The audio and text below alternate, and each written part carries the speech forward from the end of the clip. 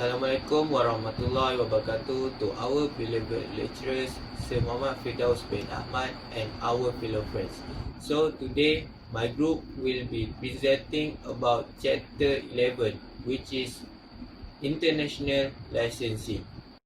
My team members are consist of 3 students, which is me, Muhammad Taufik Izwan, the second presenter, Muhammad Arif Daniel bin Nur Azmi, and the last presenter, Muhammad Nazri Shekal bin Samsul Baharin. The content for today's learning are: first, introduction; second, consideration factors; number third, assign a licensing champion; fourth, benefits of global licensing; fifth, challenges of global licensing; sixth, key issue in managing global sports brands; seven, case study; and the last one is conclusion. What is international sport licensing? One common trait that seems to unite the world is love of sport. Millions of fans all over the world wanted to be associated with a player, the team, or its success, drive, and passion. This is underlying force that fuels the sport licensing market over the world. In today's global economy, the licensing of intellectual property is almost inevitable. It becomes an integral part of business in nearly every industry, particularly in high technology sectors where capitalization of intellectual assets seems to be way forward to stay ahead of a dynamic and competitive business environment. And international licensing agreements allows foreign firms, either exclusively or non-exclusively, to manufacture a proprietor's product for a fixed term in a specific market. It happens when a country gives the authority to IP under the licensor's trade name in a designated country or market. To summarize, in this foreign market entry mode, a licensor in the home country makes limited rights or resources available to the license in the host country. The right resources may include patents, trademark, managerial skills, technology, and others that can make it possible for the license to manufacture and sell in the host country. Next, we will go to the next slides. Consideration factors. As a companies that seek new market in other countries, the question arises as to whether licensing strategies which are effective in one country will also be effective in other countries. It is important for licensor to realize that each country differs in its specific and must be looked at a separately territory. Licensing is a cost-effective way for a small to medium-sized companies to plant their flag overseas without launch speculative joint ventures or wholly owned subsidiaries.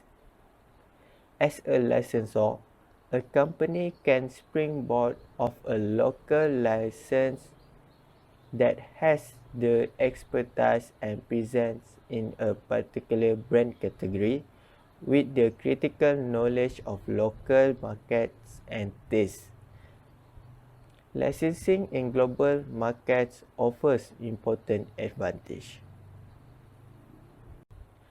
Before a license is to be granted in global markets, a licensor should understand about respective country in terms of cultural, linguistic, and financial differences.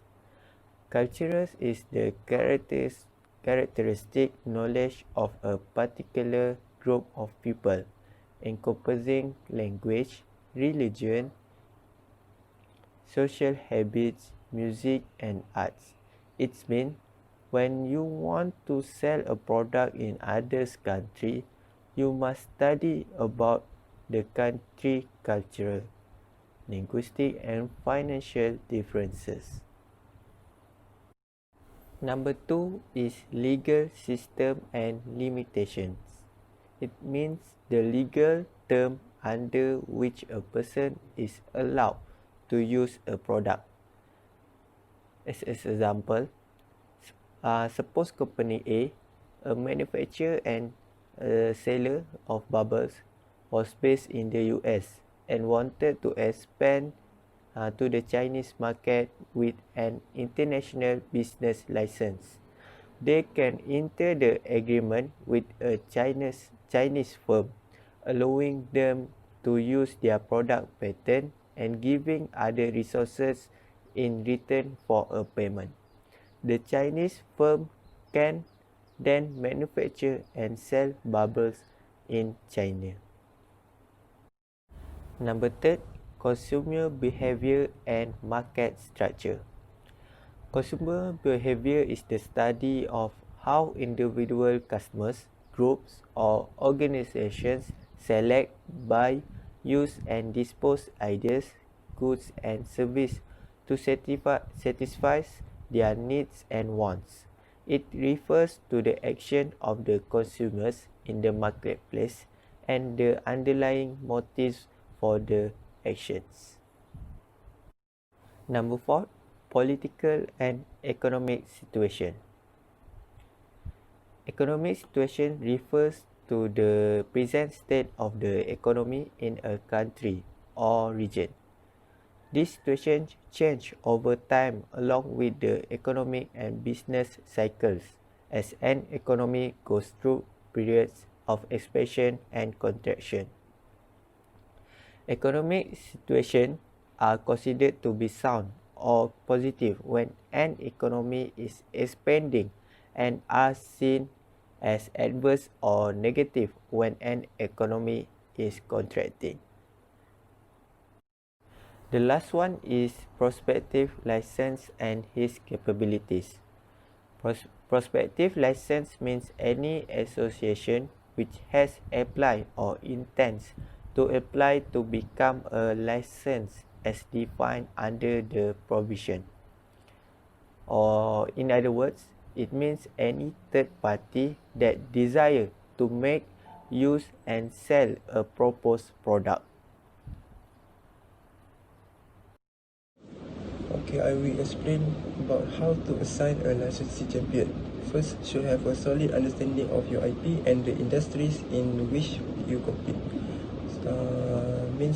You must understand first your IP and the industry. So when you understand about your IP and which industry you compete, so you can compete with them, and how to compete, you can know how to compete with them. Second, able to identify promising candidates. Third, meet them in person to size them up. Means when you meet the person that you compete or clients, so you know what the person are. Next, able to cultivate ties with many key people in the company. Must have feeling for international. When you have a feeling for international, so you will be a licensee champion. Must have a feeling for international, because you have to compete with other competitors. Next, be ready for long term and follow up to ensure success. So must always be follow up for any new update or new issue. When you enter the global market, plus have the ability and persistence to close deal or contract. Next, licensing champion will determine which properties and which countries to start with. As soon as a plan is made, consultants, brokers, and interpreters can accelerate the process. They can help to identify potential licensees in specific countries, facilitate initial contacts, help size up candidates, help negotiate contracts, and give advice on how to manage the ongoing details of licensing relationship. Means the consultant, brokers, and interpreters ni, they can help the licensing to enter to choose which one are potential countries and help to assist your process in facilitate initial contact and negotiate contracts.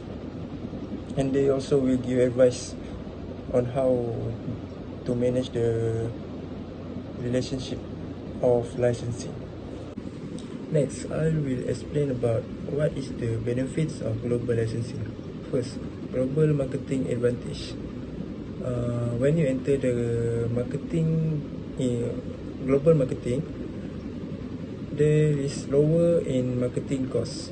Means not all the costs in the marketing costs in global is low, but mostly there is lower in marketing your brand.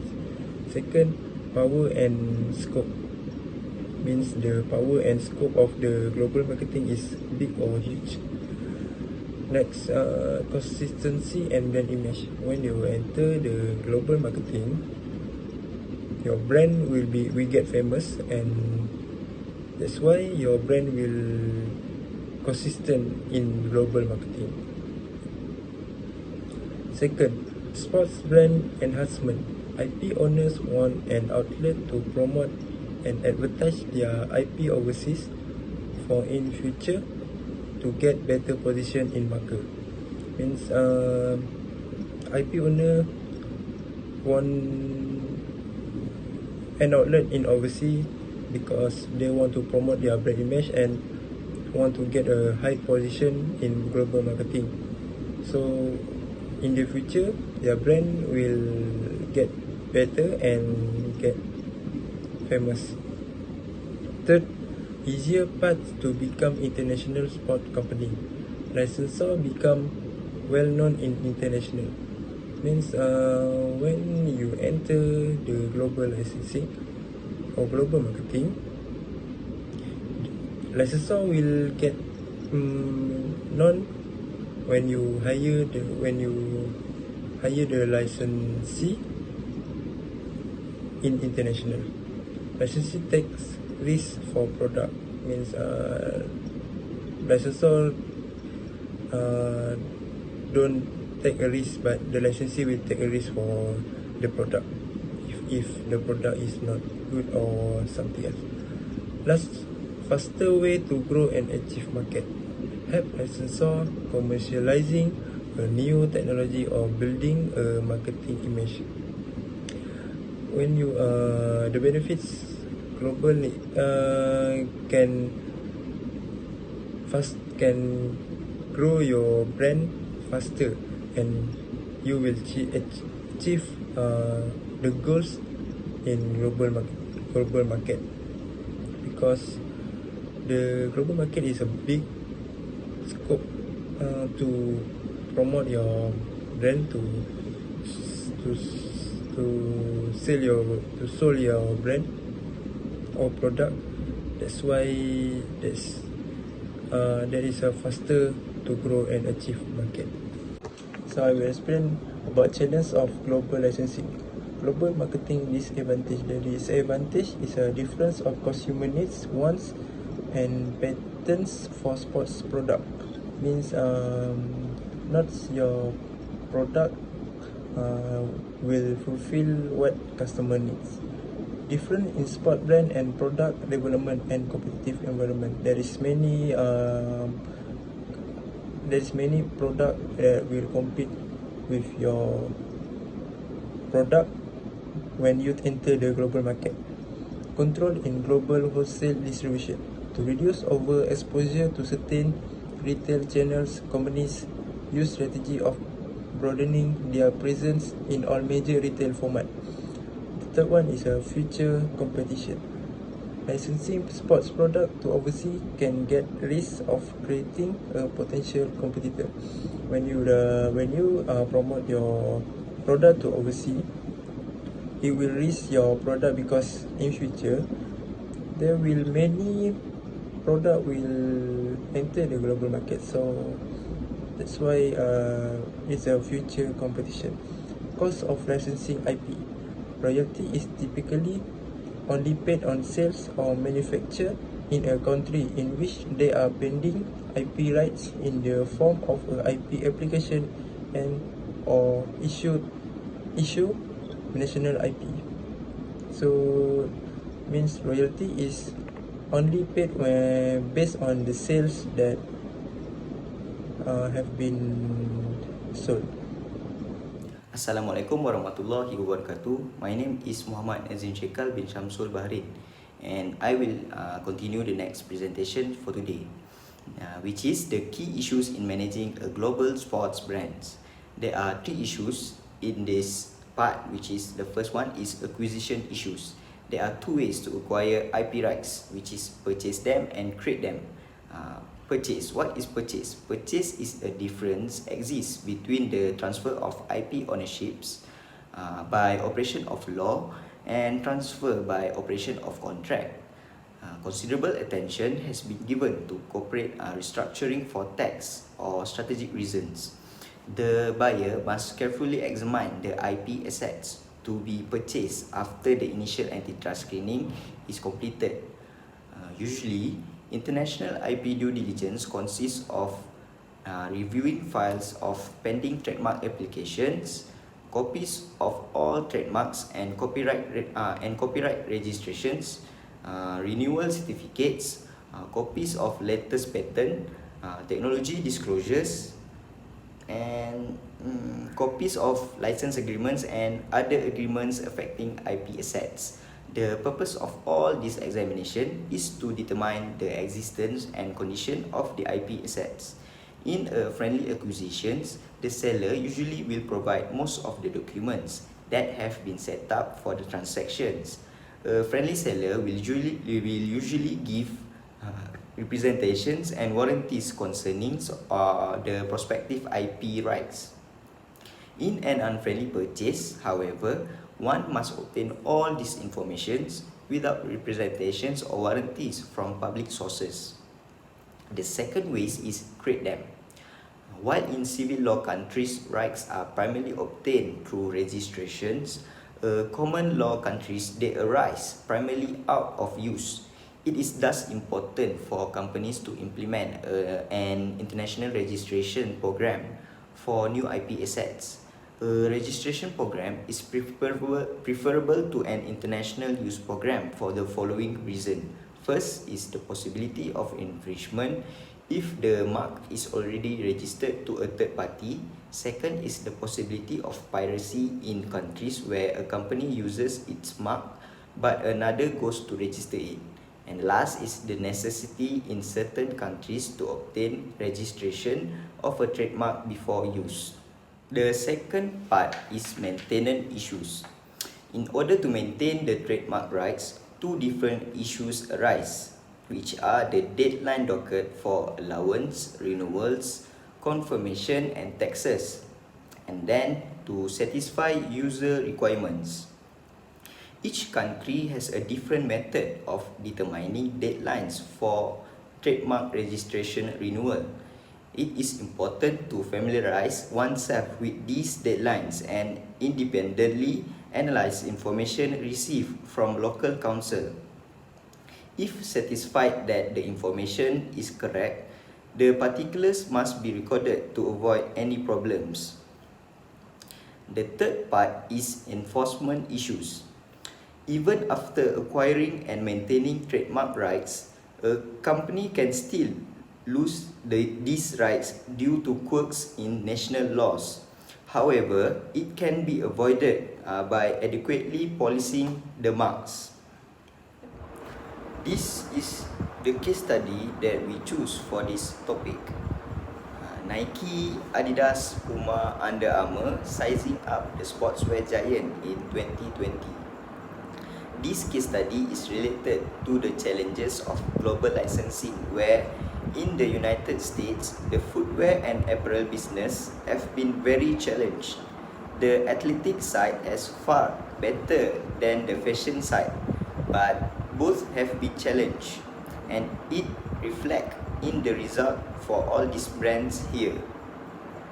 It can be seen through global marketing disadvantage, which is difference of consumer needs, wants and patterns for sports products. To sum it up, managing a global brand in the 21st century is varied and challenging. Mastering the volume of information concerning changes in law and practice remains a daunting task. However, those companies which prepare for these challenges will prosper in the new global economy. By creating a streamlined management system for its international trademark portfolio now, a company can benefit from efficiencies of scale in the future. Having developed a knowledgeable staff and contacts in jurisdictions worldwide, a collection of form trademark documents for use in relevant jurisdictions and an accurate account of its trademark rights. By focusing on the acquisitions, maintenance and enforcement of these rights, a company can create valuable corporate assets where none existed before, which is the true strategic challenge for us all.